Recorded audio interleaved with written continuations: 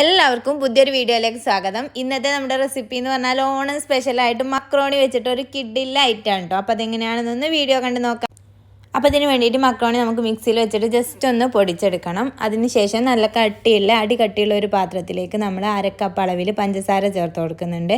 എന്നിട്ട് അതിലേക്ക് ഒരു 2-3 ടീസ്പൂൺ വെള്ളം കൂടി ചേർത്തിട്ട് ഈ പഞ്ചസാര നല്ലപോലെ ഒന്ന് കാരമൽ ചെയ്തെടുക്കണം. നമ്മൾ ടോഫിയുടെ ഫ്ലേവറിൽ ചെയ്യുന്നതുകൊണ്ടാണ് കേട്ടോ ഫസ്റ്റ് പഞ്ചസാര നല്ലപോലെ ഒന്ന് കാരമൽ ചെയ്തെടുക്കുന്നത്. അപ്പോൾ ഓവറായിട്ടുള്ള ബ്രൗൺ കളറൊന്നും ആവേണ്ട കാര്യമില്ല. ഏകദേശം ഒരു യെല്ലോയിഷ് കളർ ആവുന്ന സമയത്ത് നമുക്കിതിലേക്ക് ഫസ്റ്റ് 1/2 കപ്പ് പാല് ചേർത്ത് കൊടുക്കണം. ബാക്കിയുള്ളൂ പിന്നെ ആണ് കേട്ടോ ബാക്കിയുള്ള പാല് ചേർത്ത് കൊടുക്കുന്നത്.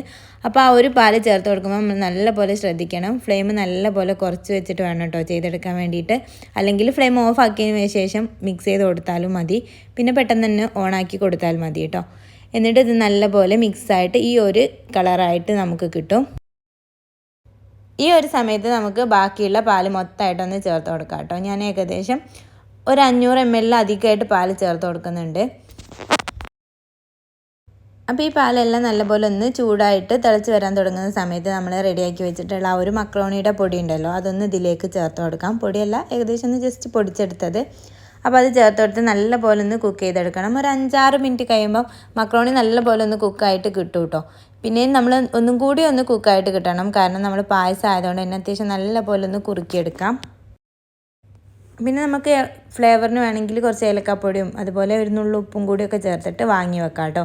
ഇനി നമ്മൾ അണ്ടിപ്പരിപ്പും അതുപോലെ കുറച്ച് കിസ്മിസൊക്കെ ഇട്ടിട്ട് നല്ലപോലെ ഒന്ന് ഡെക്കറേറ്റ് ചെയ്തെടുക്കാം.